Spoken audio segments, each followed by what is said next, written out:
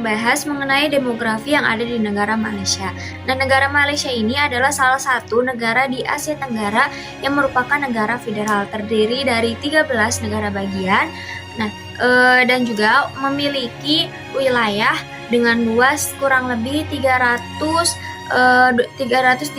km persegi.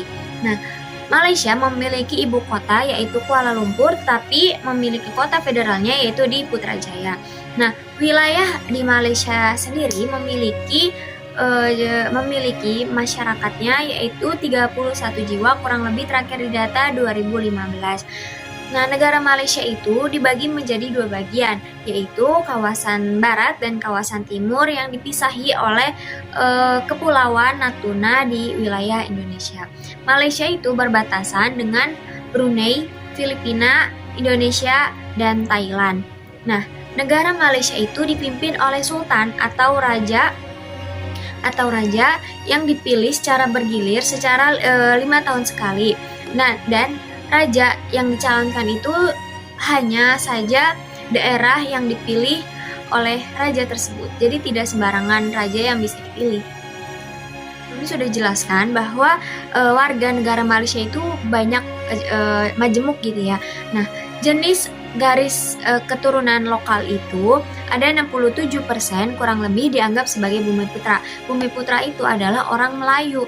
Nah, konstitusi menetapkan bahwa bahwa kita ini memiliki kebebasan dalam beragama dan kita memiliki kewajiban untuk toleransi terhadap agama yang lainnya. Nah, selain itu juga warga di Malaysia itu sebagian besar atau sangat banyak adalah warga imigran. Tetapi hal itu warga tersebut itu tidak memiliki visi yang sama dengan warga Malaysia, yaitu untuk memajukan negara Malaysia. Penduduk yang berada di Malaysia itu bermayoritas beragama Muslim. Nah, juga ada bahasa dari Malaysia atau bahasa nasional atau bahasa resminya di Malaysia itu adalah bahasa Melayu. Adapun suku dari Malaysia yaitu ada namanya Bumiputra. Bumiputra itu mencakup dari orang Melayu, orang asli, orang Dayak, dan anak negeri. Nah, suku ini itu mayoritas yang berada di Malaysia. Tetapi ada juga suku pendatang yang lainnya seperti suku India, suku Tionghoa, dan banyak lainnya. Tetapi hanya sebagian kecil yang berada di Malaysia. Nah, ada sejarah Islam masuk ke negara Malaysia. Pertama, Islam itu masuk ke Asia Tenggara dengan cara yang damai dan berabad-abad lamanya. Nah, terus masuk dengan melalui perkawinan, perdagangan, dakwah, serta berbaurnya umat Muslim Arab, Persia, India dengan masyarakat primum yang ada di situ. Nah, salah satu wilayah Asia Tenggara yang didatangi yaitu Malaysia. Namun, tidak ada dokumen lengkap yang membahas mengenai tentang kapan gitu masuknya Islam ke Malaysia. Nah, hal ini itu menyebabkan banyaknya teori-teori yang membahas kapan masuknya perbedaan teori yang membahas mengenai masuknya Islam ke Malaysia. Hasil dari imperium beberapa pendapat yang kuat itu tuh di abad ke-7 masuknya Islam ke Malaysia. Buktinya apa? Adanya transportasi laut pada Selat Malaka yang menjadi wilayah konsultasi perdagangan. Nah, hal ini itu menjadi bukti bahwa memperkuat Islam itu datang ke Malaysia pada abad ke-7. Ada yang berpendapat bahwa Islam di Malaysia itu dibawa oleh saudagar Muslim dari India menganut ajaran Islam Sunni yang sangat dipengaruhi oleh mekanisme Sufi. Jadi muncullah perpaduan antara praktek Sunni dan Sufi ini dikombinasikan menjadikan kepercayaan dan kebiasaan tradisional Melayu. Jadi setelah yang dikisahkan, kita dapat sadar bahwa Islam yang berada di Malaysia itu bukan hanya sekadar dongeng, tetapi juga memiliki benih-benih yang muncul dan kisah-kisah sejak periode awal Malaysia yang kuat dan akurat gitu yang akan menjadi akarnya. Contohnya itu pada Kesultanan Malaka. Nah, bukti lain juga berada pada yang dapat memperkuat bahwa adanya kaum muslimin di Malaysia itu adanya sebuah karya yang bernama Tajul Muluk. Nah, karya ini berisikan tentang sistem geomansi Melayu.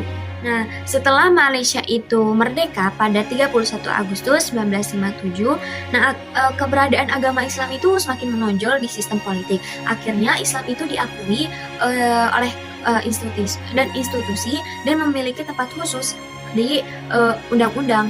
Disebutkan bahwa Islam adalah agama resmi negara. Nah, yang ketiga, selanjutnya ada jejak-jejak peradaban di Malaysia. Pertama, yaitu dari aspek bangunan atau arsitektur. Nah, Islam itu tidak hanya mengajarkan pada keindahan atau kecantikan pada suatu bangunan, tetapi juga mengajarkan bahwa perlunya membawa konsep kesederhanaan dan kekeluargaan dalam konsep arsitektur ini. Contohnya pada satu konsep di pembangunan rumah adat Melayu, yaitu sangat mementingkan bahwa adanya hubungan antara ruangan masyarakat, ruangan keluarga, dan ruangan tamu. Selanjutnya itu ada aspek pernikahan. Nah, Islam mengajarkan kesederhanaan dan masyarakat Melayu itu mempraktekkan adanya disebut dengan walimatul urus dan akan dilakukan hukum Islam. Contohnya itu perhiasan yang digunakan itu tidak terlalu menonjol seperti atau yang tidak melanggar hukum syariat seperti dibordir gitu. Mengapa sederhana perhiasan yang dipakai? Karena menghindari adanya kecemburuan dengan orang lain. Selanjutnya ada di aspek kesehatan. Nah, perlu kita ketahui bahwa masyarakat Melayu itu kan sebelum datang Islam itu memiliki sistem pengobatannya itu sangat kontradiksi dengan apa yang telah diajarkan oleh Islam. Nah, namun setelah datangnya Islam di Malaysia, pengobatan menjadi sesuai yang disyariatkan, yaitu berpedoman pada Al-Quran dan As-Sunnahnya. Nah, lalu menghilangkan sifat-sifat takhayul pada sistem pengobatan yang ada di masyarakat Melayu, dan juga otomatis membawa masyarakat Melayu menjadi sistem pengobatan yang lebih baik karena berpedoman pada Al-Quran. Yaitu di bidang atau aspek berpakaian. Nah, sejak datangnya Islam di masyarakat Melayu, nah itu tuh pemakaian penutup aurat itu semakin berkembang pada masyarakat. Ada juga pada tahun 1970-an, itu tuh masyarakat sudah tidak lagi canggung memakai hijab antara pegawai negeri ataupun swasta gitu, udah nggak canggung lagi gitu. Adapun selebriti, bahkan artis Malaysia juga banyak orang-orang yang sudah menggunakan hijab tersebut dan pakaian yang syar'i. Selanjutnya yakni di aspek seni atau seni musik hiburan gitu ya. Nah, sampai saat ini yang masih dipraktikkan oleh masyarakat Melayu yang telah diajarkan oleh Islam yaitu zikir dengan rebana. Namun semakin majunya perkembangan dan zikir dengan rebana itu semakin dimajukan dengan alat musik yang lainnya, itu kan alhamdulillah dan masya Allah ya. Di bidang sastra. Nah, budaya Islam itu membawa sastra pengetahuan kepada masyarakat Melayu yang mengutamakan pada keindahan spiritualnya dan dan sikap-sikapnya fantasi, terus takhayul, tapi tidak melewati dari syariat Islam. Nah, hal ini juga melatih masyarakat Melayu untuk beradaptasi dalam tulisan Arab atau aksara-aksara Jawa lainnya. Nah, salah satu hasilnya itu ada hikayat-hikayat Nabi Muhammad, hikayat Bulan Belah, dan banyak hikayat yang lainnya. Selanjutnya itu ada di aspek politik dan pemerintahan. Nah, masyarakat Melayu atau Malaysia setelah pasca terjadinya konflik antar etnik itu terjadinya reformasi sistem pemerintahan yang awalnya sangat terlihat berprinsip agama Islam, namun setelah reformasi ini tidak terlalu menampilkan keislaman secara legal formal, tetapi tetap sangat mengutamakan kepentingan agama Islam. Selain itu juga Malaysia sejak kemerdekaannya dia sudah mengganti gitu, jadi menganut sistem pemerintahan dengan model pemerintahan konstitusional, dan Malaysia dikenal sebagai istilah raja konstitusional yang terdapat raja kepala negara, terus jenderal raja Malaysia, terus juga ada perdana menterinya. Ada tokoh dan organisasi Islam di Malaysia. Yaitu ada Partai Islam Se-Malaysia atau bisa disebut dengan PAS. Nah, PAS ini adalah partai yang lahir akibat dari rasa semangat para elit politik Islam yang memfungsikan diri untuk melawan para penjajah Inggris dengan mengatasnamakan kebesaran Islam dengan memiliki tujuan untuk membesarkan negara dan raja Malaysia. Nah, mereka itu bersatu bukan karena suatu paksaan ataupun suatu konflik, tapi memiliki visi dan misi yang satu yang sama untuk mencapai cita-citanya, yaitu membesarkan nama Malaysia dan Islam. Selanjutnya itu ada berdirinya yaitu organisasi Ikatan Muslimin Malaysia. Nah, hal ini itu dilatar belakangi oleh banyak oleh banyak faktor sebenarnya, tetapi salah satunya itu adalah faktor kesadaran masyarakat dalam mengembalikan usaha dakwah Islam di Sarawak. Nah, melalui gerakan organisasi ISMA yang berperan sebagai solusi dalam mengembangkan masyarakat pribumi untuk membangun masyarakat muslimin pribumi Sarawak. ISMA atau Ikatan Organisasi Muslim Malaysia ini didirikan oleh Khairul bin Jamri di Kuching, Sarawak. Mengapa? Karena munculnya kegelisahan minimnya dakwah di Kuching tersebut. Karena apa? Karena warga di Sarawak itu adalah mayoritasnya adalah nudis. Nah, hal itu berjalannya waktu gitu ya, si organisasi ISMA atau ISMA ini yang kita sebut semakin berkembang dengan ditandainya banyaknya cabang-cabang di daerah-daerah lain. Faktor apa yang mempengaruhi bahwa ISMA itu dapat berkembang? Yaitu peran pemerintah yang mendukung atau memberi izin kepada organisasi Islam untuk berkembang di negara Malaysia. Yang kelima yaitu ada kehidupan umat Islam kontemporer di Malaysia. Nah, ada keseharian umat Islam di Malaysia.